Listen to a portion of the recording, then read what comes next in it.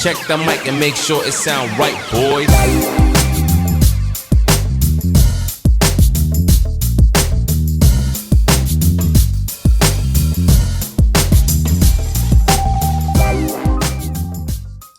Hi and welcome to the WolfCast. WolfCast is brought to you by Drogheda Wolves Basketball Club, and I'm your host Noel. On the latest episode of the WolfCast, I'm delighted to be joined by our chairperson, Jim Agnew. So stay tuned for our episode with Jim. Hi Jim, how's things? How are you keeping? Very well, thanks Noel. And you? Good. Tomorrow's Friday, so not too much bad complaints out of myself, and the sun is still around, so that's a huge help to us. So I think we should obviously give an introduction to yourself. So obviously I'm delighted you have joined me and very thankful for your time. I know you're a busy man, so just to introduce yourself and give us a brief glimpse into your past and how we've gotten to where we are. Sure. And I have to say, before we start, I really enjoyed the podcast you've done to date. So congratulations to you and everyone who took part. I think I'll wait for the 3.5 hour director cut of the groggy one before I sit through it all. But the bits I heard were pretty good. Yeah. So actually, you and I go back a very long way. Yes. And through your dad, Sid, really was kind of indirectly responsible for my introduction to basketball way back in the 1980s. So many people would know Sid played in bands and taught bands. And back probably late 1970s, I was living in Dunleer and played in the brass band in Dunleer with your dad and with Jimmy Nash and Ramey Smith and great people like that who gave their time and come down and taught and were passionate about passing on music in the same way that many of our coaches now are passionate about passing on basketball. And I can't remember exactly the year. It might be 1985 or thereabouts. We went on an exchange trip to Massachusetts, to central Massachusetts. Yeah. And that was the first time I saw the Boston Celtics play. And on TV, I have to say. But immediately was taken by, that was the great team. So Larry Bird, Robert Parrish, Kevin McHale, those guys who were just all fantastic. So that was the first time I ever saw basketball way back then, and partly thanks to your dad. Yeah, so it was 1985 because I was roughly one. My younger brother David went on that tour. Yeah, I have many photos here, so I can show you some of them sometime. So that was an exchange with a couple of bands, and obviously Val Brigham were involved in that. My dad was involved there as well. And you went over to a great man called Rocco GFL. Rocco. That's right. Yeah. Never always get a surname. So, and then obviously, like you mentioned, obviously two great men in regards who were testament to me as well. And I grew up with obviously Mr. Nash and Ramey Smith, who was obviously our local breadman. And I think for me, so I would have seen you on Sunday afternoons in places like Skerries Beach when the band would be playing, and you would have been even a toddler at that stage. Yeah. Brought along with Mary, with your mother, and so on. Yeah, and obviously, and it's funny because we lost contact then and reconnected later. And I remember seeing you in St. Mary's gym one Saturday afternoon, I think, and I never knew you played basketball even. And then so we met up again after it must have been 20 years or so. Yeah. And obviously to tie it all nicely back, like obviously Dad, he was in the army as a kid, and he would have told me stories of playing basketball in the Curragh camp. So really? What happened was, so in the Curragh camp, in the gym in the camp was a basketball, and they would have played basketball there to keep fit.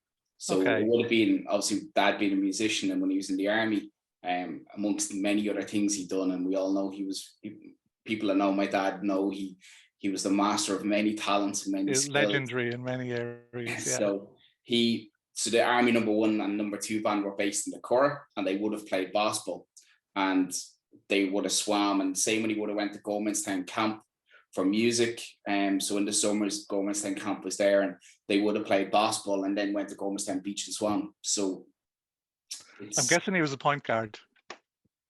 I just think he played probably, like, he would sit down and watch games with me, and he would have little interest in it, but he would sit and watch. But yeah, he just, like, back then they would have just played it for fitness in regards being in the music side of things and not seeing active duty. So just kind of good. yeah. No, he was a great man, and he touched so many people's lives, as you know, and was a hugely positive influence in my life as a youngster, and indirectly responsible for me seeing Larry Bird for the first time. So that's fantastic. He has a cunning knack of doing that, and as you rightly said, and I think that's probably where I get my passion in regards now what I do, obviously in coaching the club and helping. Like, I'm very fortunate that I've seen pretty much all of Ireland through Dad traveling with music to bands all over the country and abroad as well. But I remember I was probably, I would say, 10 or 12, and Dad was coming back from St. Patrick's Day Festival in Manchester with King's Court Band. And obviously my dad, being a pioneer, never drank, but he always brought a musical instrument. So the band were playing on the ferry, they were having the crack, they were having the laugh, and next minute, out of nowhere, he meets Jack Charlton. And Jack Charlton sits amongst them, has the laugh and the crack. And my dad, being, he loves sports, but he was more watching, not of much interest in it. When he arrived home, it was late Sunday night, I was in bed getting ready to go for school next morning. And just, my dad wasn't really blown away by people like that. But like, for me, like, Monday morning, going to school, he's getting me ready, and then he hands me his ferry ticket with Jack Charlton's signature on it, saying, "To Noel, hope you," and I was like, That's fantastic. we never made a big deal out of things like them things. And he met some, he took everything in his stride. Yeah. And like that, like, he met some of the greatest musicians as well. So, but to him, that's just another person. That's how he looked at it. So it was nice how things come in full circle for me, which is obviously nice in regards, like, Dad, through all his work in music and, you know, influencing people's lives and how things come back around full circle. Like, you met me as a child, I didn't really know that, and then, as you said, now we reconnected later in life and we're able to share them stories. And I think that's very much how, to put into the basketball context, how the basketball community is in the country. Yeah. So kind of my first involvement with basketball was, my son Kieran was about 11, I think, and we were looking for a sport for him to play. One of my earliest memories of sport is in the Lourdes Stadium, watching Drogheda United play, seeing people like Johnny Giles, looking through the legs of grown-ups, because my mother started bringing me when I was 3 years old, and she still goes.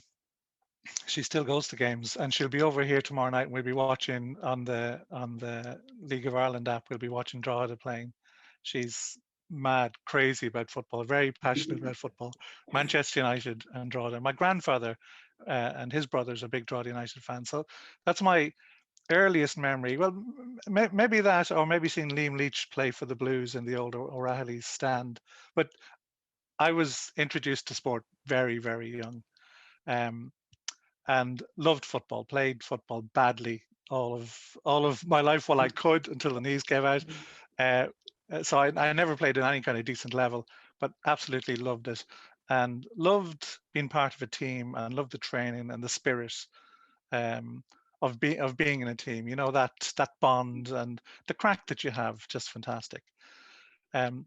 So Kieran had done a little bit of kind of swimming. I could never get him interested in football, and I wanted to try and find him a team game, because I knew from my life how valuable that is, and, you know, the skills that you learn from it and the fun that you have from it. And I kind of thought there was a basketball team in Drogheda, but I didn't really know. And I remember I actually Googled to see was there. And even though, you know, I'd grown up on the edge of Drogheda all my life, I wasn't 100% sure, which is kind of, you know, came back to me later, and we'll talk more about that when we talk about mergers. But I brought Kieran along. I think he went in with the under 12s team with the likes of Dev, and Siobhan was saying Colm Hackett. I remember Colm Hackett. He was only 8, playing under 12. He was the best player of the team, probably. But from the first time Kieran was in that gym and bounced the ball, and he barely managed to bounce the ball because he'd never played or any involvement in basketball before. Absolutely loved it. He was hooked, line and sinker. Basketball was his passion, and still is. Yeah. And it's been terrific for him. And then, so that was fantastic. He loved it, so we kept bringing him. And very quickly, I realized the kind of ethos that's around basketball. The people are lovely. The coaches are lovely. There's respect for referees. Having come from a football background, you can imagine, that's not always the case. Yes. As someone who played soccer up till I was probably played at a decent level till under 21, so I know the abuse refs get in soccer, and I probably have given my fair amount of it. And I know completely there's no respect. Like, having played rugby as well as at underage, it's very, very different than rugby. Yeah. And you see that in basketball. Like, the refs don't take anything, but the players don't give it because there is that respect ultimately. Exactly. No, and I'm not saying I'm wiser than White. I would have shouted a few things at a referee every now and again, and I might still on a rare occasion, but I was immediately struck by that kind of ethos, that spirit that's around basketball, and we found that very attractive. And so, we used to do things like myself and Kieran would go up to Gormanstown on a Friday night to watch the men's playing when they were in the Dublin League, or Dave Biggins had the under-18s playing there, and sure, we'd be the only two people there watching them. We weren't directly involved in the game, but he just loved it and wanted to see more of it, and all that sort of stuff. So that's what really got me involved in the Bullets as it was then, and got to know Maeve and got to know other people, and kind of gradually became more involved. Yeah, and obviously, as we talked before this, like most of us in the club, we have to be very thankful for Maeve, in regards getting us involved. Like, that's how I got my involvement back in the game, was through meeting Maeve again. Like, obviously, Maeve coached me as a child in St. Oliver's when I went into secondary school, and then it happened, like, obviously with me finishing there, and then Maeve having her family, and then I went back into education and went to Diffie. And that's how I met Maeve again, was when I went in to have my interview in Diffie to become a student there. And it was like there was no gap. And then obviously she got me back involved in the game and got me involved coaching in the club. And that's how I got back into the game. And I'm super thankful for that. And I think without Maeve, like, the club we would have known would have not existed. No, she pulled so many strings to make things work. And yeah, so at that stage, I had I'd been involved heavily in Drogheda United for several years. So I got involved. I can't remember exactly the year. I got involved with a group of supporters, and we basically took it over, and made a supporter-owned club, and did novel things like trying to balance the books from year to year and stuff like that hadn't been done in a while. And so that really kind of consumed all my spare time for years. So I was in committees first, and then I ended up being the chairman for 3 years, which is like a 7-day-a-week job on top of your normal job. Yeah.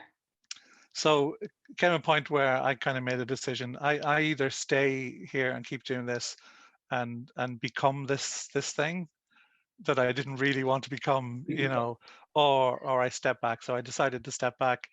And probably when I came to basketball in my own kind of private life, it's not really exaggerating to say I was probably still in a bit of recovery. Having been somebody who loved football, was passionate about it. You know how they say, but you should never see sausages being made.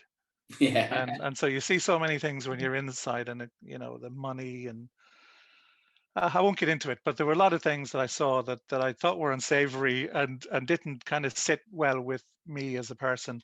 And but having said that, let me also say I met fantastic people, and a lot of the people that I worked with that went in and did and took over the club and did that and brought stability and brought planning and took it forward again.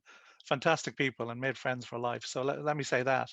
But just in terms of the pressure, just the amount of work and all that sort of stuff, I decided to step back, and I kind of said to myself, I'm never doing anything like that again, right? And so when I met Maeve and she was on about coming to the committee, I said, look, Maeve, I've just been through this. I really don't want to. And so I very gradually kind of eased into it, and kind of fell in love with the club, with the Bullets at the time.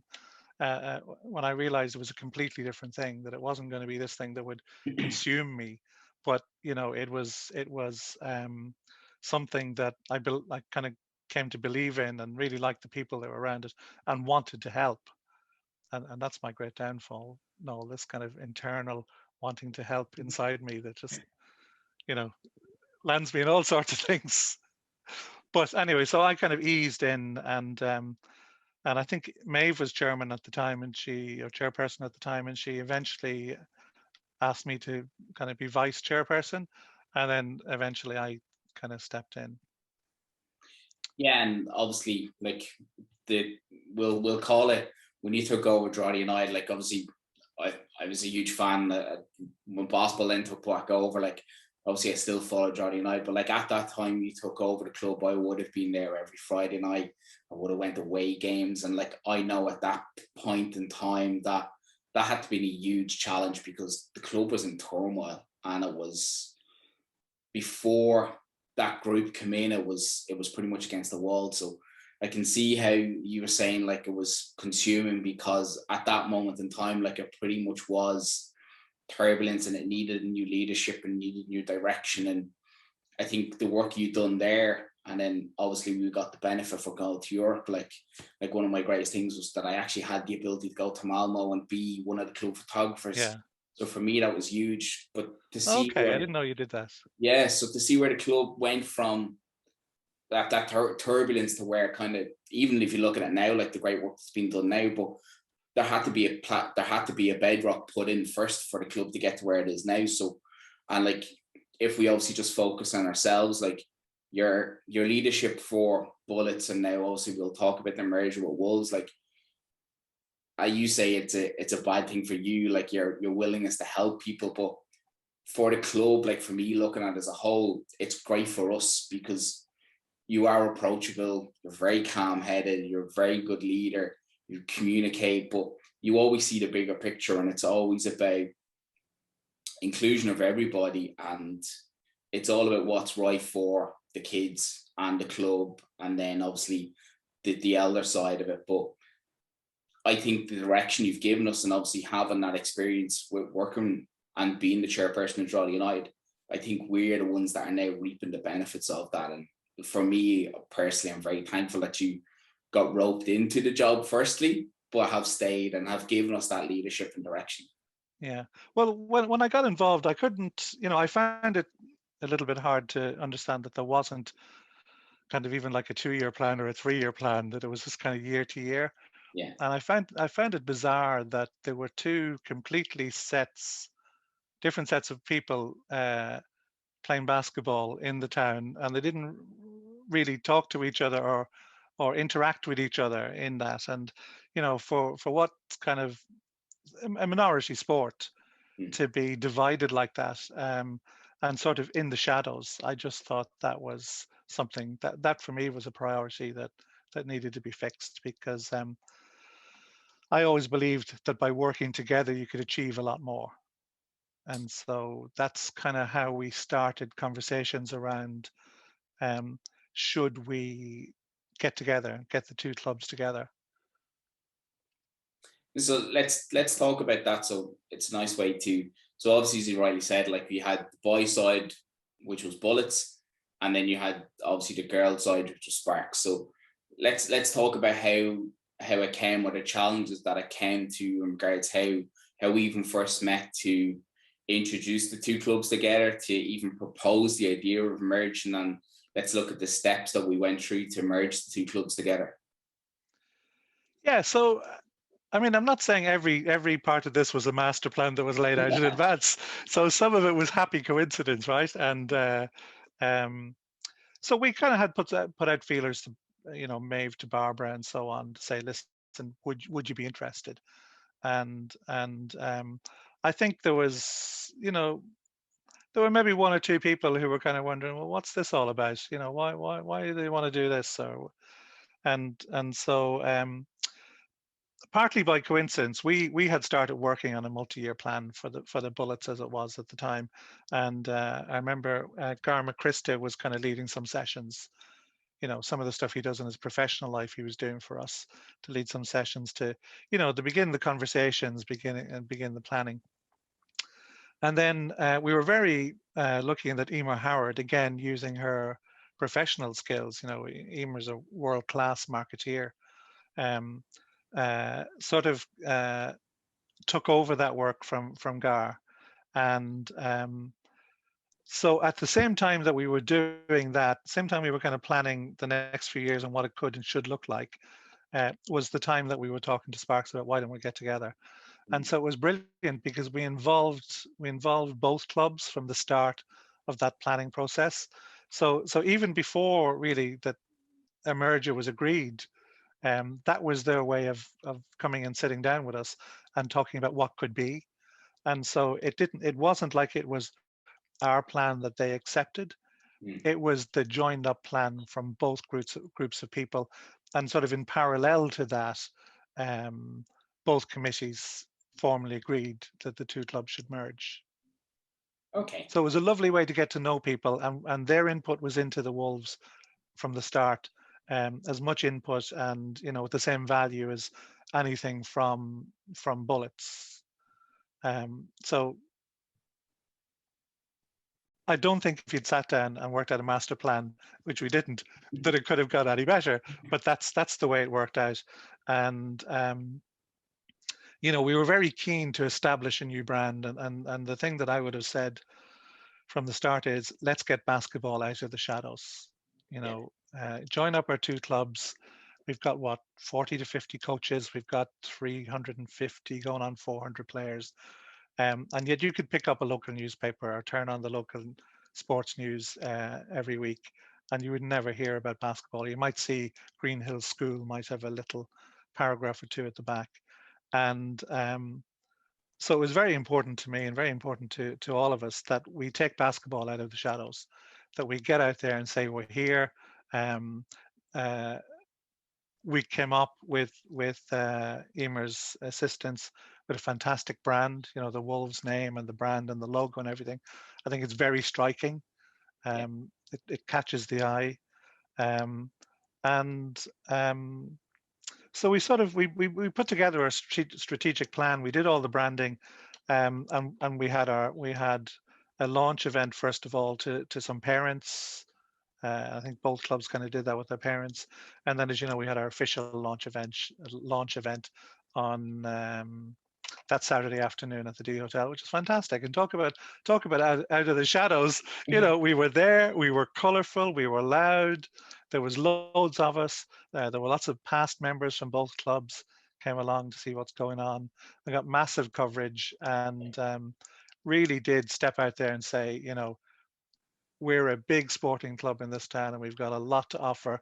And we've seen, the result of that through increased numbers and in many other ways. Like around those times on the Bullet side, we were starting to want to go National League and to think about National League. And we'd gone out and we put feelers out to sponsors and prospective sponsors and so on. And it actually worked against us because we didn't have a profile. Yeah. Nobody knew us. Nobody knew, we were like that iceberg, right? So, the little bit sticking over the water. Nobody understood, the size of the organization and how many people are involved and so on. And so we found it actually hard because you were spending your time talking about who you are and trying to justify why you're even showing up for the meeting. And it was just harder. And so having that brand and having that exposure and having the weekly coverage in the media as we do and so on now, it's easier to talk to people about becoming involved in various ways, including sponsorship, because they already know who you are and what you're about.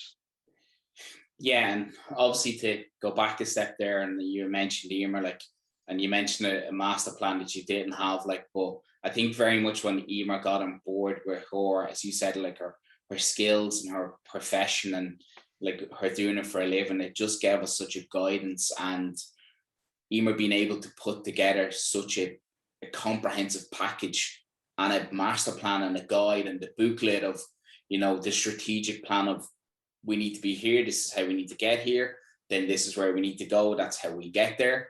And I think having that gave us a unique brand that we have, and everyone you talk to and every club we go to, our brand is striking, and we get nothing but compliments about it. And even with some of my work colleagues that I talk to about it, they love our logo, and they think our logo is so striking, and they're fascinated by it. But I think even if you just have the logo, people are going to ask questions about it because it's so colorful and it's so striking that, what's that?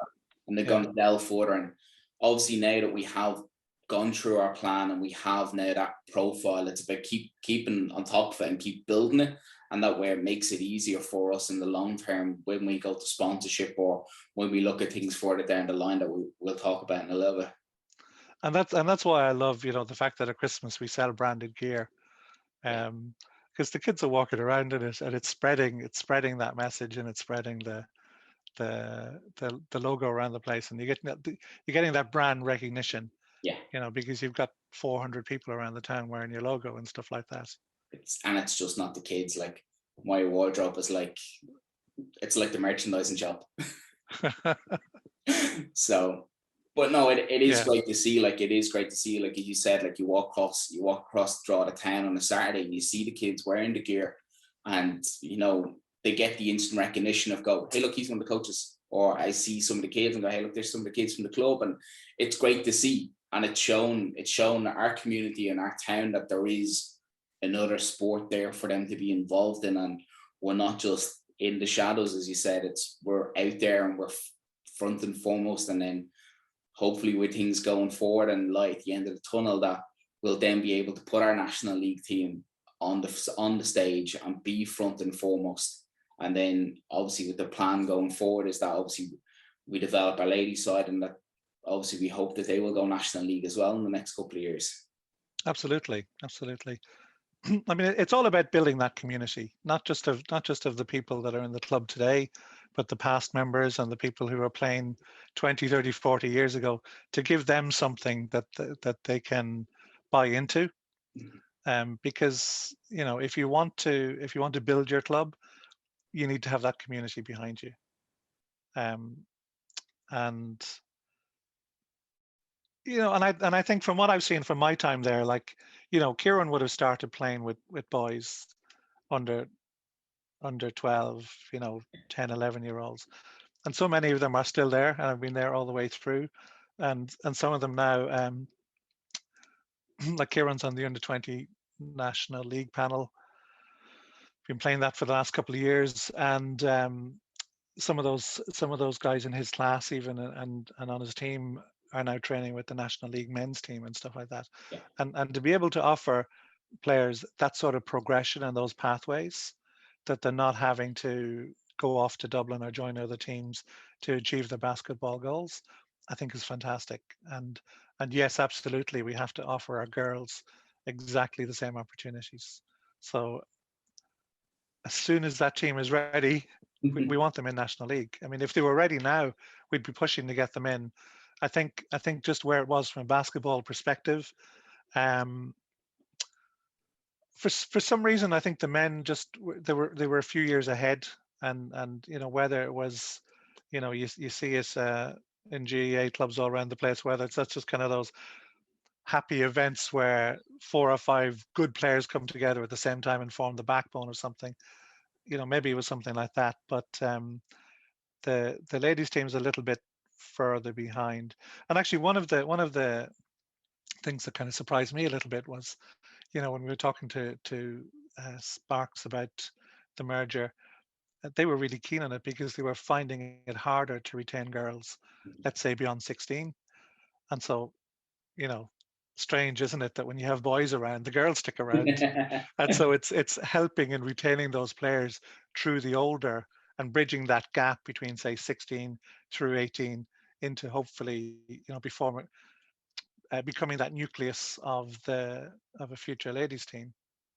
Yeah, and so obviously, like, it's only, is it 2 or 3 years ago was the first time that the ladies side of the club had an under 18s team for the first time. And obviously that is the biggest challenge for us as a club, but for sports, it's the biggest challenge in regards maintaining girls' engagement in sport, because there seems to be a huge drop off at 16, and it ties in nicely in regards like, so this is kind of why Basketball Ireland and obviously Sports Ireland have launched the 20 by 20 to keep women and girls engaged and keep them involved in sport, and talk about the benefits. And obviously we were very lucky to have May part of that as well, in regards to she was one of the speakers, but also ran one of the coaching courses as well. So we can see it with us, like we have such a huge talented group of young girls coming through at that 18 level, but more importantly at the younger level coming through advancing, and that's where we need to obviously keep and them. there's so many great role models for them in the coaching panel and in the ladies team. There's so many great role models to bring them along. As you say, we just need to keep them and help them progress through those kind of difficult years when they're doing leaving certs and all that sort of stuff, and find ways to keep them involved. Definitely, and that's obviously, I know it's something that we have challenged as a club that we're looking at doing, and obviously, we will do everything in our power to keep them engaged in physical activity and basketball, more importantly for us. But it's obviously to give them the outlet to play basketball, and then we'll have the ability to build and strengthen the ladies side of the club, which is obviously most important for us, is to have inclusion in regards to every aspect of the game. Yeah, absolutely, and it's not just about playing. Part of our plan as well, and you've seen it in action, are to find other ways to keep people involved, like through coaching. So not everybody's going to make it to National League as a player, but if they want to stay involved through coaching, if they want to stay involved through officiating. Just before COVID, we ran our referees course. And I think there was maybe 2 games since, so not many people got to practice those skills. Yeah. But we did have a session in Diffie, I remember, and I think we had some like 18 young people, 15, 16-year-old, take the coaching course. And our plan is to provide those opportunities for people to stay involved in different aspects of the game. Not everybody might have the ability to play at those top levels, but there's no reason that they can't stay involved in other ways. Or if they have a passion for coaching, to provide them with the opportunities at a young age to get involved through being assistant to some of the excellent coaches in the club and learning from them, then maybe gradually taking on the responsibility of a younger age team and bringing them through. So we're looking to implement pathways, not just for playing, but for officiating, for coaching, all the different ways that people can stay involved in the sport. Yeah, and I think you're 100% right there, because like obviously yourself from being chairman, and obviously myself from not just being a player or a coach in the club, like there's so many roles in the club, and now that we've multiplied and we've blossomed with being the Wolves, we have so many different roles that it's, as you rightly said, it's not just being a player.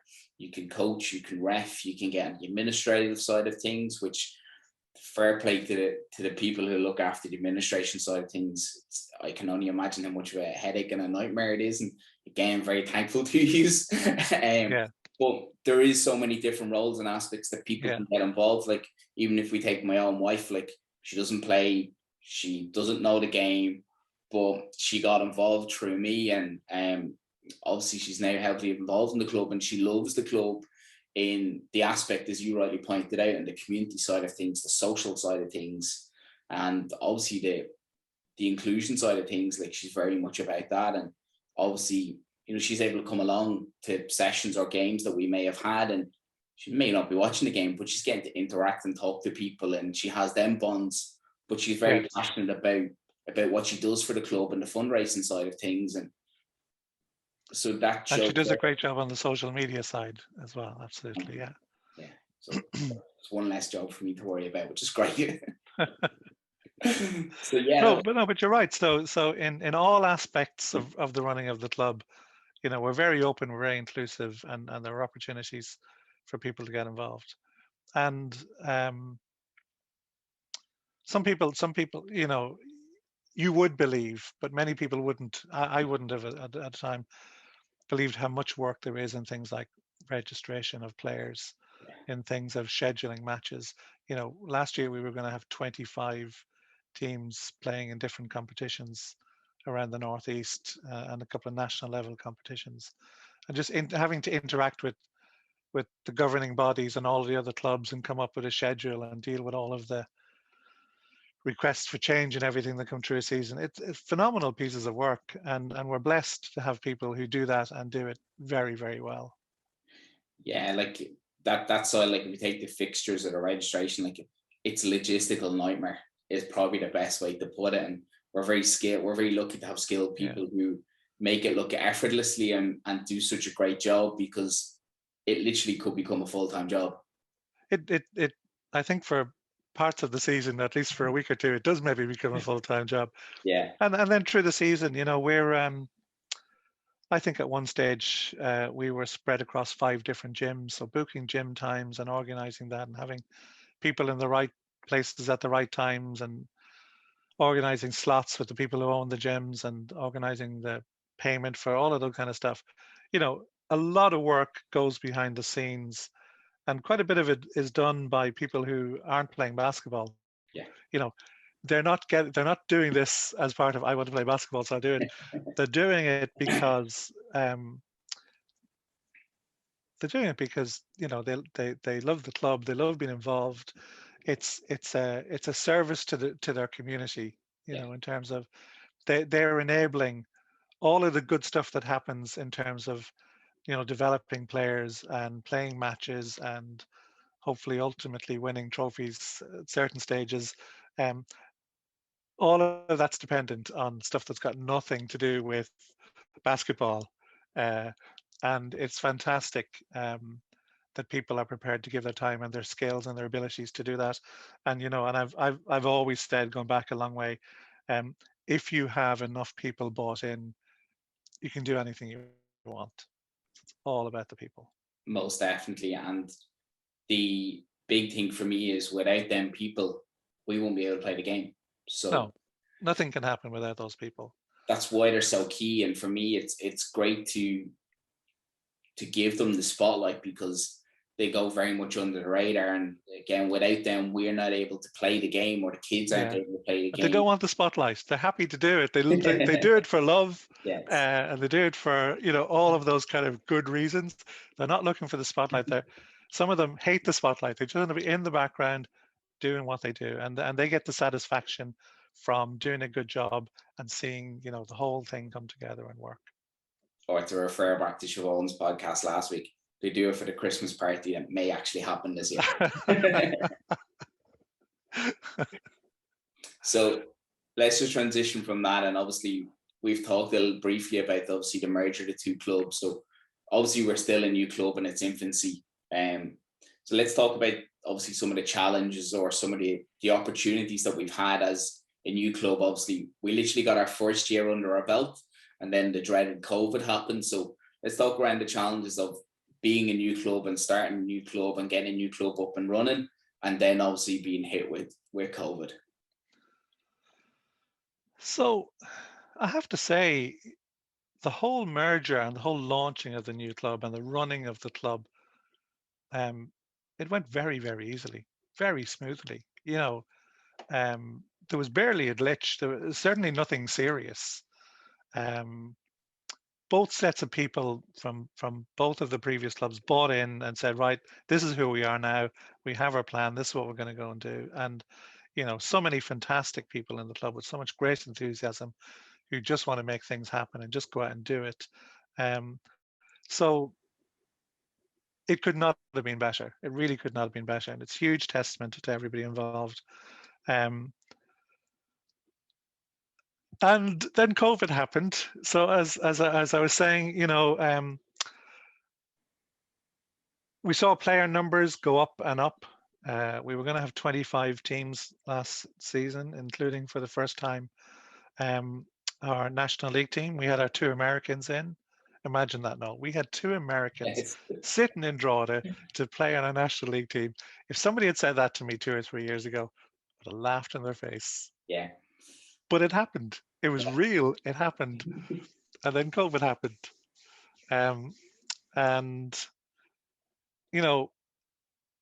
the club has come through it, as a structure, as an organization. The club has come through it reasonably well. We were helped by Sport Ireland and Basketball Ireland, and we got some funding. So, it didn't, it left us where we kind of would have been at the end of a normal season. So from that side of it, it was fine. The people that it impacted were the players and the coaches, because they couldn't do what they loved. Mhm. And I feel particularly sorry for, when it shut down, we had teams ready to play in top fours, we had teams ready to play in All Irelands, we had the men's team about to fulfil the dream of people like Groggy and others who've been, around for a few years, wanting this to happen and waiting for this to happen. They're the people I feel sorry for. I feel sorry for people who were ready to play under 18 and go and challenge for national kind of titles, who just missed that, because you can never get that back. Once you click over the age, you can never get that back. And they're the ones I feel sorry for, because those are missed opportunities um, that can't be taken back. But the Yeah. National League team, we will be ready to go again. And this time, I firmly believe it's going to happen. Um, and for the younger age groups, the fear was, I suppose, and talking to other clubs around the country, the fear was that basketball was treated probably more stringently, let's say, than other sports were. So you could go and play your GAA and you could pass the ball and you could do your training. And, I would walk by GAA clubs and I wouldn't see anything that looked particularly different to normal. But basketball, you had to play outside. We're not an outside sport. You weren't allowed to pass the ball, stuff like that. And so the fear, and I think the fear in a lot of clubs was, the longer it goes down, will you lose players to other codes? Will they go off and play something else because they're kids? They want to be out. They want to be active. They want to be playing sport. And I think, thankfully, as far as we're concerned, at least, we're seeing the numbers come back and they're as strong as ever. So, we're doing our outside training. I've been doing some scorekeeping at the 3v3. It's fantastic. They're loving it. Been down on one of the boys' nights doing that. So what we're seeing is the numbers are coming back and they're coming back as strong as ever. And there's huge interest. We're becoming victims of our own success, right? We've done such a great job at packaging and selling the Wolves to the general public, and working with schools. You remember we did the junior NBA last year, working in a couple of national schools, kind of spreading basketball even further. And the worst thing for me to ever have to do would be to tell a kid, you can't play. Sorry, we're full, we're closed, we're shut up. And I think as a club, that's going to be one of our biggest challenges. I think, how do we continue to grow so that we can provide those opportunities for everybody who wants to partake of them? And we're limited in gym time. There are only so many suitable gyms that are available to us to use. And then we've got a limit on the number of coaches that we have. So we're all the time having to try and get more people involved in coaching and ask parents, and it's an open invitation to anyone that wants to get involved and learn and develop. That that the door is wide open for that. So I think as a club, in some ways it's a fantastic challenge to have, but it is the challenge. How do we provide the opportunities for everybody that wants to take part?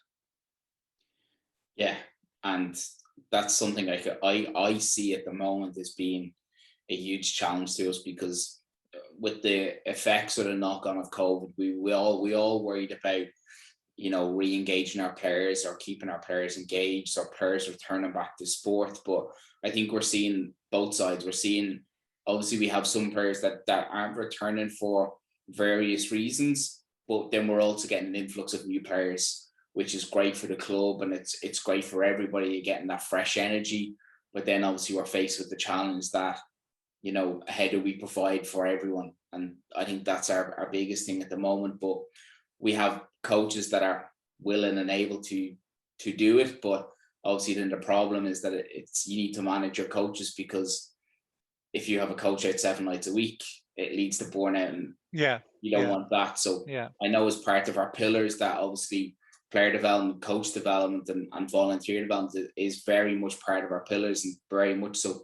If we have someone new coming along, we are obviously, you yourself with Gav last year done one of the coaching courses, so that's something we provide as a club, which is fantastic, you know, that we upskill our members in whatever aspect it may be. We're very willing to accommodate that, and I think that as a club is something I see unusual that we do, that we are willing to heavily invest in our volunteers, which is super. Yeah. And Maeve, we're back to talking Maeve again. Maeve took on a couple of years ago. She kind of stepped back from coaching a team and took on the role of coaching development, director of basketball. Big piece of which is coaching development and player development. And so, as you say, we want to give coaches the opportunities to go as far as they can in basketball as well. So we'll give them the courses. There's a lot of mentoring going on. So as you know, Gavin loves nothing better than to get coaches together and share his experience and his practices, and encourage people to take some of that on. And slightly off topic, but one of the reasons I was so pleased when you started doing this was, I just don't think people know who they're dealing with in the club. You know, you take it for granted. I want all the kids to know Gavin's history and Maeve's history and other people's histories. I want them to know the caliber of person that they're dealing with. I mean, they know and respect them, right? So get that. But I want parents to know, I want everyone to know, even you coaches coming into the club, have an opportunity to know who it is that you're working with, to understand, you know, the fantastic level of people we have in the club, and the commitment and passion that they have to help others, which is really what coaching is ultimately. That's why all the great coaches do it, not for their own self-glory, because those coaches crash and burn earlier on, right? The great coaches look after their players and develop their players, and Maeve is doing the same for the coaches. So over COVID, you may or might know this, and maybe you're not supposed to talk about it yet publicly, but Gav has been doing a piece of work, which is currently being sort of getting final review and sign off and so on, around, you know, you bring a kid in at academy. What should they be doing when they're 8 years old? What should they be doing when they're 10 years old? What should they have learned by the time they're through 12 and 14? So that it's a pathway all the way from start to finish, and that at each stage, as they move from one age group and one coach to another, they're layering more on top of what they already know. So a coach taking somebody on at 14 knows, okay, I know what these people have done for the last 3 or 4 years, and I know what's expected of me. You know, obviously you want coaches to be able to put their own twist on it and a little bit of their own personality. I think that's important. We're not looking to make it robotic, but you know the basics are there for you to work with, and you know the basics that you're expected to teach, so that by the time you hand them on to the next group, that keeps going. And I think that's fantastic. And I think that will hugely benefit everybody in the club from a player and a coaching perspective. And you don't see that everywhere. I think that's a very progressive thing for us to do. I think a lot of coaching before would be kind of ad hoc. Yes, you'd have some great coaches and they'd come in and they'd do their thing. But when that group would pass to another coach, they do their thing. And those two things might not have been at their core aligned. And so what this process gives us is, at the core now, it will be aligned.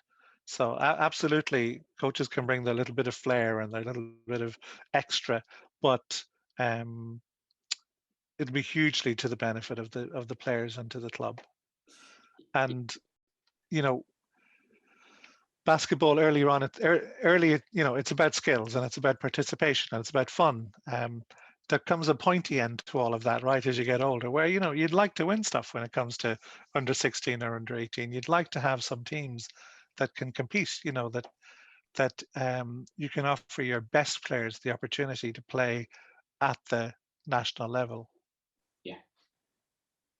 No, and I think you're right. Like, and it's something I've talked with Emer, Maeve, and Gavin. Obviously, with being Gav's assistant, it's something that I'm aware of that he's working on. We've talked about it as we talk at length quite a lot.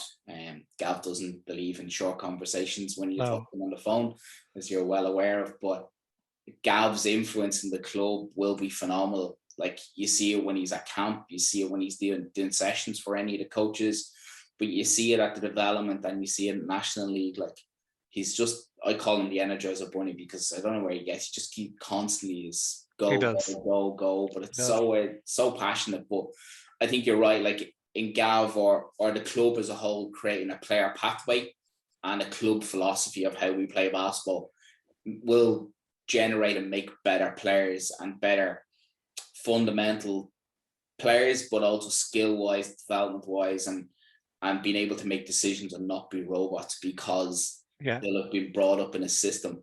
And to me, it's something I've always looked at, because it's what I've looked at is I've looked at academies, basketball, but obviously other sports-wise, and the one I see the best is Ajax. So Ajax done this about 20 years ago, but what they done was they brought in all their ex-players who came up through their academy and then made careers away from it and then came back. So what they done is they built that system, and you can see it now starting to develop. So they're playing Champions League football, they're playing European football, but they're all players that they have developed through their academy. And then they become efficient where they sell their best players, but they know they have a crop of players coming through, and they just have that constant cycle, and it's going to click for them, and they're just going to dominate, and they'll take over. Well, you know, I think it speaks to the ethos of our club and to the club values as well, in that we have some very strong coaches in the club. They could easily say, I know what I'm doing, leave me alone, I know what I'm doing. But there's not that. There's an openness, you know. So Gav comes in with all the latest and greatest, and he's involved at national level with Basketball Ireland and their structures, and they're talking about how the game needs to change to keep up with the European game and to keep and so on, so that ultimately we can develop players that will be successful at national level. And our coaches aren't saying, I know what I'm doing, leave me alone. They're saying, give me more of that, bring that to us. And I think that's fantastic. You see it, you even see it in the coaching group that we have, where you see, you know, coaches going to different sessions to help. There's no, this is a silly business term, but there's no like coaching silo. So there's no coach over here that's got all the information and we're just keeping it in this silo.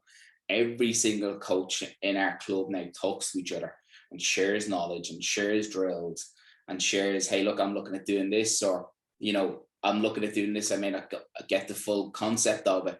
Can you help me? Can we talk? Can we work? And you're seeing that at the moment in the summer sessions that we're doing. You're seeing different coaches going to different teams and go to different sessions and take a part of the session, or, you know, as you rightly said, like mentor. So you're seeing Gav take some of the teams and work with them and do sessions with them, and then he mentors other coaches. And then, you know, you're seeing Maeve's taking some of the younger kids. I've taken some sessions. So you're seeing that cross collaboration between the whole club, and it's fantastic to see. So you're not getting, you know, as you said, like these super coaches that we are very blessed and lucky to have in our club. And as just to go back, like this was the whole thing of me setting this up, was to show the wealth of experience, talent, and knowledge that our club has, and to get it out there. And a lot of our coaches and players don't like the spotlight. They don't like to talk about themselves. So that's where the challenge for me is to be like, no, I want to share your story. Basketball community or our basketball club needs to know your story. And that's what, for me, was what I needed to get out there. Well, the truth of how I came to be on a coach's course is that I think Maeve got a little fed up of listening to this parent make semi-informed comments, and she said, "Right, you're going on a course so you can know what it's actually all about." So I did. Yeah. I have a new appreciation for coaches. Look, it gives you a nice insight. Like, as you said, like, you know, you came to it through obviously introducing Kieran to the game, and, you know, obviously you have a passion for sport and you're a big sport advocate, but it's nice to see what everyone else in the club does, and it's nice to get an appreciation and an understanding for that. So, you know, and fair play, like, you know, you got to see what Gav's coaching sessions are like. I survived a Gav coaching session. Fair play to you. You should get a badge for that alone. Yeah, because I think after I'd done my level 1 with Gav, I couldn't walk for like 2 days. Yeah, yeah, I hear that a lot. But no, it's fantastic. It's fantastic. You know, rubbish as COVID was, and it was rubbish in so many levels. I loved Gormanstown. I wasn't allowed into Gormanstown very often. I went in maybe, of all the weeks that were in there, I think I was past the doors twice. I thought it was fantastic. You know, you had 4 courts side by side, different teams playing together. I loved that, you know, some of the 18s would be brought up to train with the under 20s, or some of the 16s would be brought across for a couple of, you know, maybe half an hour, whatever, an hour with the 18s. That's just special, right? That's just, you know, you see. I don't really know how to express it. I hadn't planned to say this, but it was just the synergies between all the teams and that flexibility that it gives you to be able to do that and give players different experiences by just bringing them onto the other group for a session or whatever, and, you know, letting them see what's going to come next and letting them see that, you know, if you want to develop, you know, next year, this is where you need to be. This is what we do around, you know, the pace of the game, the pace of training, all that sort of stuff. And that's fantastic. And wouldn't it be great if it was like that all the time? It really would. You know, we're a very disparate and far-flung organization. Okay, we have different teams together outdoors, but, you know, that's for the summer. You can't do that through the year, sadly. So I love that about COVID. I love that players and coaches had the opportunity to do that. Yeah, you're creating like a community in the club in regards where, you know, different age groups are able to see different levels.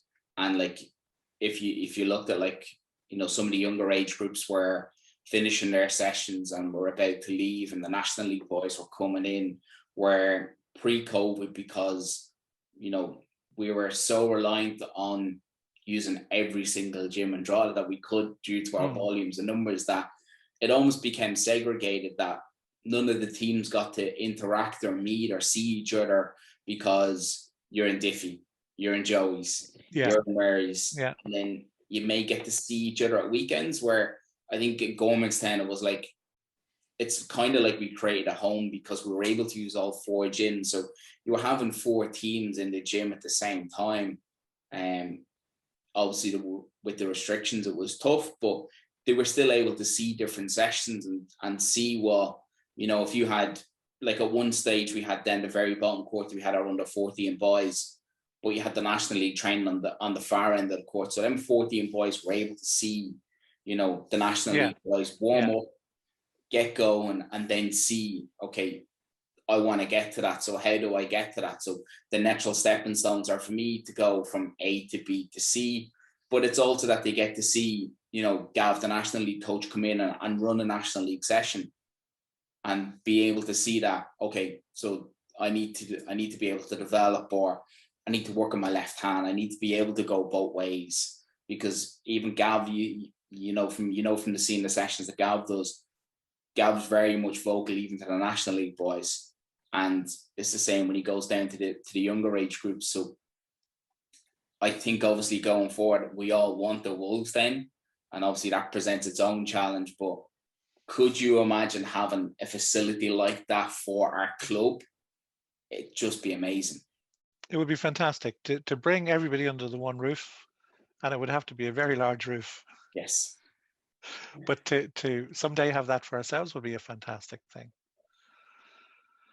Most importantly. So, And I like, mean, there's a lot of work to be done there. We've come a long way in the 2 years Yeah. since we started off. I don't think things, honestly, COVID aside, could have gone better in terms of the club development. Now we need to get back to that and get back to working on those plans. And I think it's an opportunity maybe now to get some new people involved Yeah. and bring new passion to it and new insights and new excitement and new ideas. New ideas are fantastic, but even better are people who are prepared to make those ideas reality, right? Because it's great to sit in a room and say, I've got an idea, I've got an idea. It's the people who take those ideas and make them real that provide the huge value. So I think we've got a 5-year plan. We've done or are doing, because a lot of them are not things you do and move on from. A lot of things that you keep on doing. We're doing, probably about half of them, maybe more, but the other half will be exciting to do and will be things that will bring benefit to players, to coaches. We came through the club mark process with Basketball Ireland. It's something that we worked on when there was nothing else happening.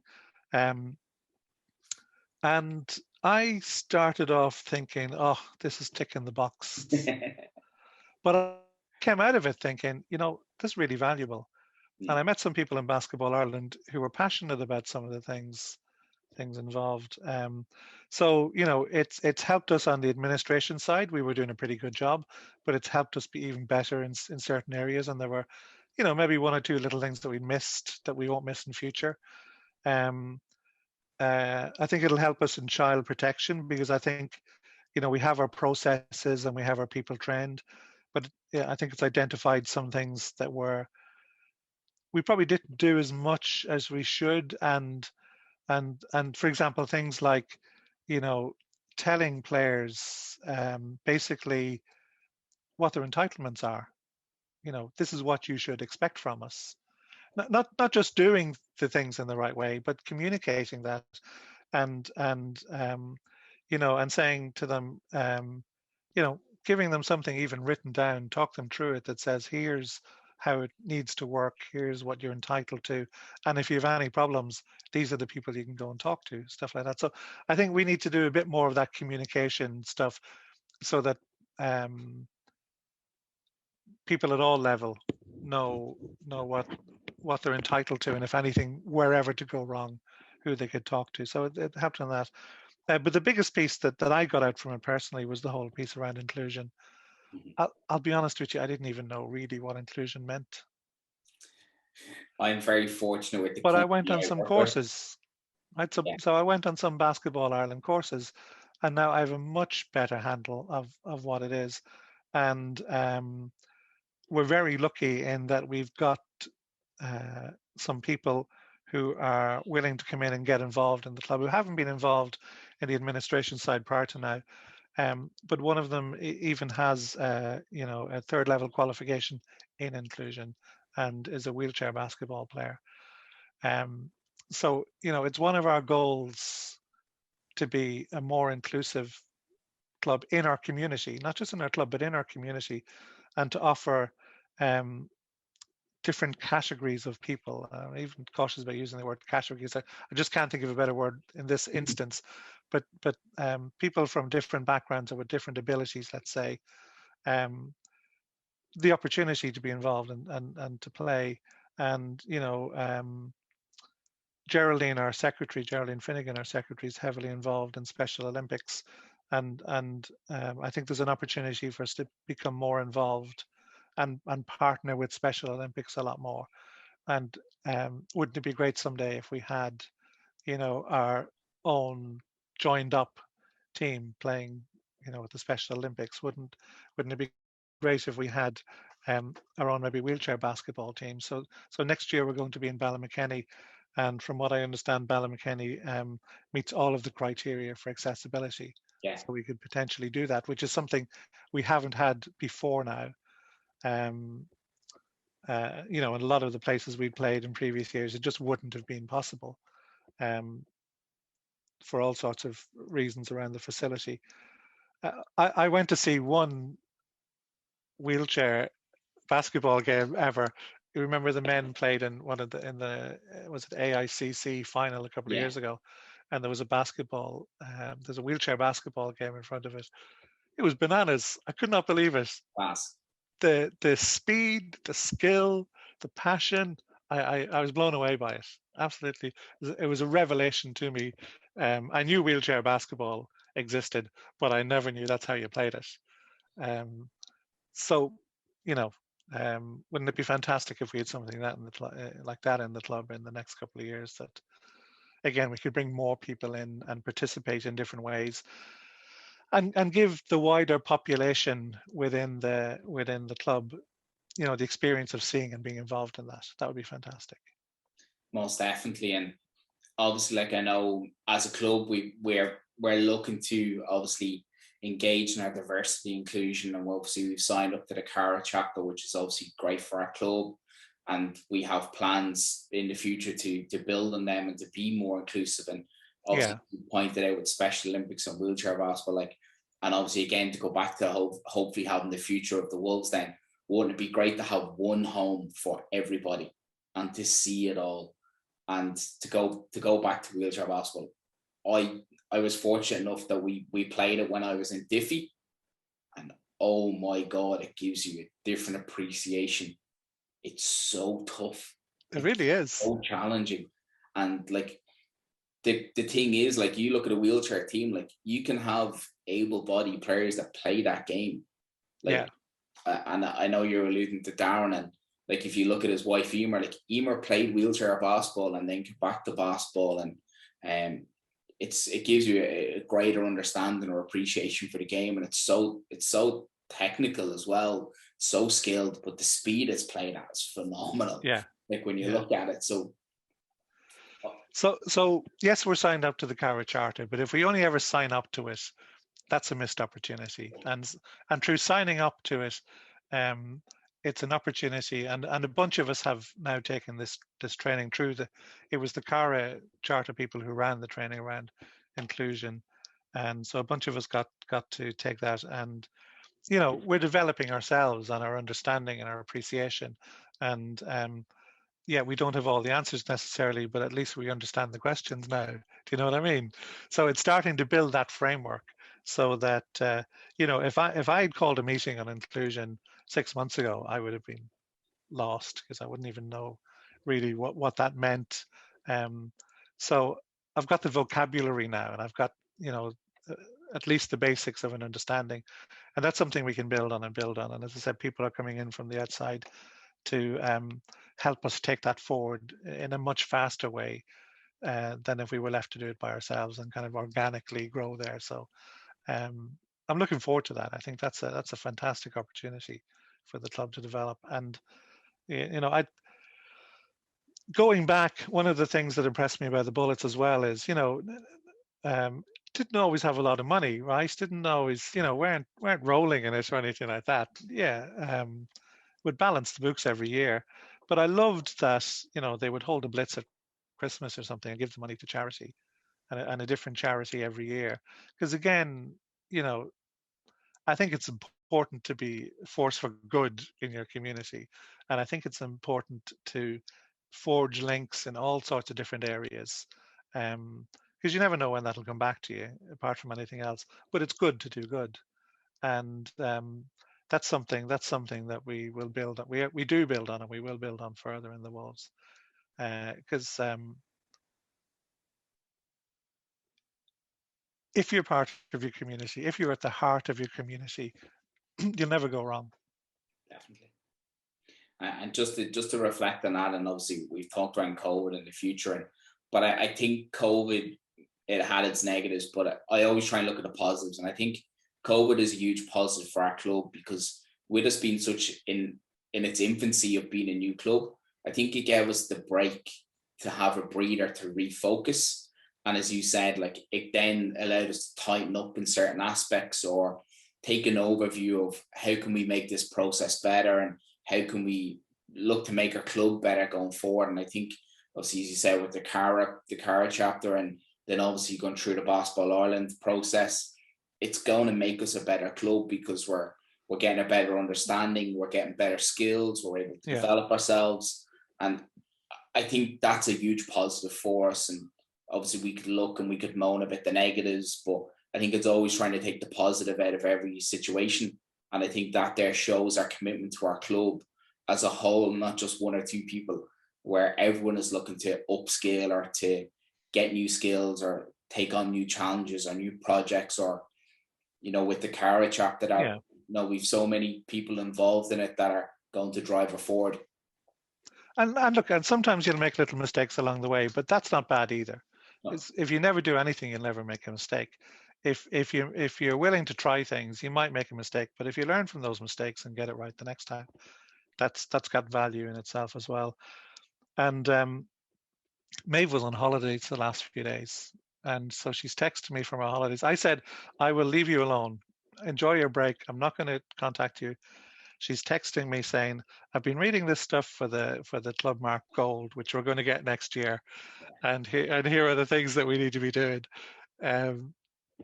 So we will be gold by the end of next year. Yeah. Maeve doesn't take holidays. She goes on holidays. And she tells you, I'm not going to text you. I'm not going to ring you. I don't want to talk basketball. And you give it a couple of days and you get a text message. Yeah. I love the passion. I love the passion. Yes. And look, we keep talking about Maeve. There are dozens of people in our club with that passion who do their own thing and look after their own area with every bit as much detail and put their hearts into it. And that's the fantastic thing. And, you know, so I get to call myself the chairperson, and I get to call meetings, and I get to kind of steer a little bit. But it is a community, and it's only because it's a community that it works. And so I think the 5-year plan is great, and the Wolves branding and all the rest is great, because it helps to give the focus to that, and it's kind of the template for where we want to get to be. But it's all down to the people, absolutely all down to the people. Most definitely. And like any organization or any club, it's the people that make the club or make the organization for me. And I think we're super fortunate that we are blessed with great volunteers, great coaches, great players, great parents, obviously most importantly, for bringing their kids to our club, and then getting the involvement from them and getting the commitment from them. It makes obviously my job a lot easier as a coach, but it makes obviously your job a lot easier as a chairperson to have such great support and backing. Absolutely. You know, and it's one thing, the one thing that kind of annoys me a little bit about basketball, right? As a parent, I could bring my child to a GAA club and I could pay €50 a year, whatever it is. But because we're renting gyms all the time, and because we have no choice but to rent gyms and to play our matches in gyms and all the rest of it, you know, that cost of participation for basketball is a lot higher. So I don't know what that'll look like when we have our own home, but wouldn't it be fantastic if we could, you know, reduce that barrier to entry? Yes. Because you know, I think it's important to have a diversity within your club. Not just, and I don't just mean from, you know, ethnic background and so on. I mean kind of like socioeconomic backgrounds as well. Basketball is an expensive sport to play, and the other great thing about having your own home is that hopefully, instead of spending all of that money on gym hire that's going outside of the club, that you could use, you know, those opportunities to lower the cost for people to become involved. Now, that'll mean even more coaches and even more pressure on court time. But you know what I mean. I think it's an important thing as well, and it's something that concerns me. It's not just our club. I think it's the nature of basketball that you know, not as many people can participate in different economic groups as you'd like. Definitely, and I know it's a challenge as a club we face for the last couple of years, because we're trying to obviously do community work, our outreach programs, where we cater for every single person in our community, and obviously we've done the crossover with Gaelic, we've done the junior NBA, which is great success. But in regards to our outreach programs, I think that's our biggest challenge, because we've tried to go to all the organization bodies or local sports partnerships to get grants or to get some funds to be able to, facilitate them. And I think that's also another big challenge, that there doesn't seem to be the funding in the right places for the right programs. So all the money seems to always go to the same programs or the same sports, and there doesn't seem to be any follow down or trickle down to other sports, not even just us, where we want to do the same great community work. We want to go to the communities and do outreach programs and get kids involved. But if we don't have the funding, or if we don't have the money, then that's a challenge for us to be able to provide that facility or provide that outcome. Yeah, and it's because our cost base is so high. Yeah. So there was an example last year of I won't name names, but a teacher in one of the local secondary schools said, "Listen, I've got a great kid here. I've got a couple of great kids here. They really should be playing in your club. They're playing in school, but they're good enough." And so one of our committee members took the initiative and went off and got some sponsorship to cover the costs of them. And so we do try and do stuff like that, but it's nearly on an exception basis now. So going forward, it's just always in the back of my mind that wouldn't it be great if it didn't cost as much for people to play? And it's not because I object to paying whatever for Kieran every year. It's that the people that can't afford to play, but they have talented children, that that they're missing out on the opportunities. Anyway, that's me kind of banging on a personal drum of mine, right? So we'll leave that there. But no, it's good that you acknowledge that and see it, and it's something that you're fighting for. Like, if you weren't, fighting for, or let's say you weren't an advocate for that, I don't think our club would believe that. Like, with you being an advocate for it, it rings true to the club and our club philosophy and our club ethos, that we want to be inclusive to everybody, and we're trying to break down all them barriers. And if you didn't have that strong passion or belief behind, this is wrong and we need to be able to try and change it, then we wouldn't change it. So I think, again, that goes back to your leadership to the club, and it's great to see. You see other chairmen in other sports where they don't have that fight in them. They're just very happy to let things go along, and they don't have them outreach programs, and I think that makes us stand out and it makes us be unique. Yeah, well, look, I'll leave it here. So the other part of my personal philosophy is, I always believe things never stay the same. So you're either going forwards or backwards. Mm-hmm. And if you think you're staying the same, you're really going backwards. Yeah. So it's all about, you get to where you want to go, and then you go, okay, what will we do next? Yeah. That you build on. And that's the fun of it, right? So if we all came and did the same thing all the time, it was exactly the same, you get bored, right? So it's about, where are the new challenges and where are the things that we can add? And so we've done a lot. I think Wolves has, probably for where we are now, in certain areas, exceeded my hopes, thanks to all the great work that's been done. But there are loads of opportunities there for us to do more, and that's fantastic. Great. So we're looking with that, and obviously looking for the positives and looking for the future. So what's the club looking to do going forward, or what's our plans, or what's our ambitions? What would you like to see? What would I like to see? Okay, so leaving apart the aspirational stuff, right? What would I like to see practically? I'd love to see that every year we have loads of kids at BIPs. We have loads of kids in the academies. We have loads of kids moving on to the regionals. That we have that it's not a novelty for our players to be internationals. Mm-hmm. At different age groups. We've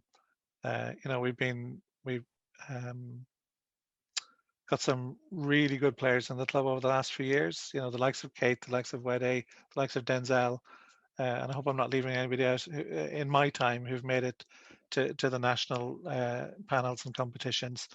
And there are a few more following behind them that I'm absolutely certain will get there. So as a club, I think it'd be fantastic. Again, those boys and girls will be the role models for the ones coming behind them. And if they're good enough and they want to go to the States or do whatever they want to do in terms of fulfilling their basketball career aspirations, even though we would be losing them, they'll come back, right? They'll come back better, and they'll come back more knowledgeable and more passionate and more skilled in them. And it might be later in their lives they come back and they might coach or they might do something, but it'll be to the long-term benefit of everybody. So in the basketball terms, that's what I want to see. I think the under 20 men's competition is really good because it's an important stepping stone for the younger guys to the National League panel, or if they're on the National League panel but they're not getting as much time as they need to develop, having that under 20 gives them the platform to do that. Because you can train and you can train and you train, but where do you learn to play basketball? On the court, right? Yeah. In a game situation. We need to get the girls there as soon as they're ready. I'm not going to say as quickly as we can. I'm saying as soon as they're ready. And I know that's a piece of work that's underway, and I know that Scotty is doing a great job. And we need to get those under 16 and under 18 girls and develop them and integrate them with the existing panel. I nearly said older, but I stopped myself. I'll say it for you. That are there. Older generation. And when they're ready, have them go the same. And look, I'm not sitting here saying. I think where we are right now, participation in National League is success, right? To start with. Wouldn't it be lovely in 2 or 3 years' time if we got to step up and play with the big boys? But let's do one thing at a time. Let's establish ourselves and let's build into that. Because when I go there, I want to go there to stay. 100%. I don't want to yo-yo between the two. No, and obviously. So let's put the structures and let's put everything in place that's going to help you maintain success, so that it doesn't become, based on a crop of, current crop of players, that you have that crop coming, that you have that train coming behind them, so that as players move on or they get other opportunities, or they leave because of work or whatever it might be, that you're not a flash in the pan. Who wants to be a flash in the pan? You want to go there and you want to stay there. Yeah, and I most definitely think as we talked earlier with the work that the club's doing and creating that pathway and creating that ethos and philosophy, that's where you're setting yourself up for future success. And as you rightly said, not where we were previously, where you were having that one group of talented players to come through and to have them for a couple of years, but nothing coming behind it. So I think with the great work that we're doing at the moment, that's where we will be able to build for success in the future, and that is a super exciting prospect. Yeah, it's going great to see. And at the same time that you're developing that you're building the administration that sits behind it, and you're building the coaching structures that, well, you can't get there if you don't have the coaching structures. So that's integral to the basketball piece. But that you're building the fundraising and the administration capabilities to support all of that and to make that happen. Because again, you can't have one without the other. Definitely. And I think realistically the big side of things, the administration side of things and the running of the club. I think that is. Yeah, and you have to have a succession there as well. People's circumstances in life change, or they want to go off and do different things. So again, you have to have people coming along. We see the clubs around where all the coaching is done by one coach, and what happens to that club when that coach leaves, or all the administration is done by one person. and what happens to the club if that one person is there isn't there any longer. So we have to do it the right way for long-term success, build for the long-term success. Definitely. So to wrap things up in a nice little bow, what's one piece of advice you would give to our younger Wolf members? My son never listens to any of my advice. So I'm probably the worst person you could ask. Well, look, I would say enjoy it, right? If you're a young person, you think you're invincible, you think you'll be young forever. Someday you'll have knees like mine. So I would say enjoy it. Get everything you can out of it. Have all the fun you can have. Work to the level you want to work to achieve whatever it is you want to achieve in basketball, because you're young once, and I think anybody playing in our club is very lucky in that they have access to fantastic coaches, fantastic organization, great teammates. Sport is about fun fundamentally, and how you want to get fun from it. And don't fall away, don't give it up, don't be distracted by the other stuff that goes on, or if you do, come back, because there is nothing in life like sport. I just think it's a fantastic thing, and if you have the opportunity to be involved, you're in many ways that you don't realize you're very lucky. So I would say just stick with it, have fun, and I think we've great kids, right? You see it all the time. They're all such good teammates. They look out for each other. They work together. It comes back to the ethos. So the ethos extends into the players as well. I think just basketball is a special game, right? I believe that. I clearly don't know much about it. I like to watch it. And I get a great buzz. It's great to be at training. It's great to be at the 3v3s. Fair play to Emer, who's made this happen, with the support, I must say, of loads of other people who are refereeing and score keeping and doing the admin, Neve and Co doing all the admin around it. It's just great to be there and see the kids having fun. I love that. It is great to see the kids back competing and playing basketball, obviously, which is super and phenomenal for them. But even as the club, just to have that interaction and see like competition between our own players. But it's great to see them being able to enjoy the sport that they love and actually play and compete in it. And that's going to set us up for the future going forward, I think, most importantly. I'll end on a negative, right? I'll tell you the only thing I don't like about it. I don't like when I have to go to the bus and listen to that music. What's that all about? Yeah, look, I've now got the ability just to tune it out. I've been there for so long, and I've had to listen to their music, and yeah, you just learn to drown it out, or just put your own earphones in. But it's part of the buzz, it's part of the enjoyment. And as strange as it sounds, I do miss them long bus journeys now. I really do. I kind of miss them. I've always I'm not doing this again. I'm not going on the bus again.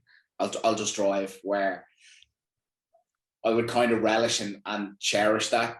To go, let's say, to Letterkenny, and would happily do it, or go to Cork, or go to Kerry on a bus full of teenagers. I would actually put up with it. I would probably actually embrace it, just because we've been denied it. And yeah, just listen, that's great to know. I've got you down for the next bus, right? Your name's on the list now. Yeah.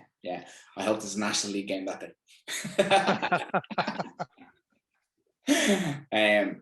But no, look, obviously the positives and the light at the end of the tunnel, and for our club, it is bright. And I think through the work you've done, and as we highlight the others in the background and our coaches, I really do think we're set up for future success. And I was down on Saturday morning with the under 10s and under 11s, and to see that group, and there was huge numbers, and to see they were mixed with boys and girls, and the session was mixed, and it was so great to see that. They're just having fun. It's just pure fun.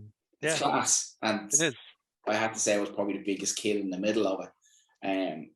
Well, for me, that's where I get my buzz, and I see that, and I see like, this is where the future is. This is the prospect, and you see them running around, and then you will see them in 5-6 years, and you'll see them hopefully developing to play at the National League. And if it's any consolation to you, having coached Kieran, I don't even think he listens to me either.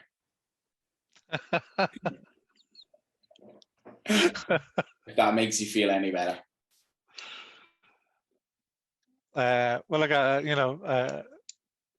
He loves his basketball. It's been the biggest thing in his life, and I'm so delighted that we found this and we brought him to it. Like I was saying to you, you can't beat the crack of a team sport. It's just fantastic, and it creates lifelong bonds. So it does. Very last question before we wrap up: who would you like to see next on the WolfCast? Oh, I haven't even given this any thought.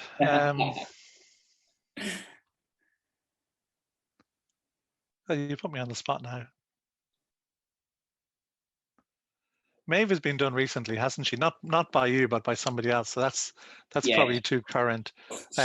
Everybody wants to hear from Emer, and I want to hear from Emer. Okay. So I could add my name to the Emer list if that's all right. Of course you can. As I said previously, Tina Tlusky would be a good one. Who? Tina. Tina. So Tina is someone I've had in mind. So now that you have nominated her, I'll be able to reach out. Yeah. Okay. Well, I'll go with Tina as my unique nomination. Nice. I'll take that. If you want to nominate any more, I'm happy to listen and happy to reach out. Makes my job easier. All right. So look, Jim, it's been a pleasure. I'm very thankful for having you and giving up your time. So I know you're very busy, and we are on B season after all. So very true. I won't bore you with the B stories though. I don't mind. I think we should finish now before I beat Groggy's record, because I really don't want to beat Groggy's record. No, we're going to end it here. So thanks very much. Really appreciate thanks, it. Noel. Have a good day. Great job. Cheers, Jim. Bye. So there you have it, guys. Our episode with our chairperson, Jim Agnew. It was great to have a chat and a catch up and see the insides and the future for the club going forward. Stay tuned for the next episode coming soon. And remember to like, share and subscribe on Spotify, Apple Podcast, YouTube. And stay tuned to our social media accounts for upcoming events. See you soon. Check the mic and make sure it sound right, boys.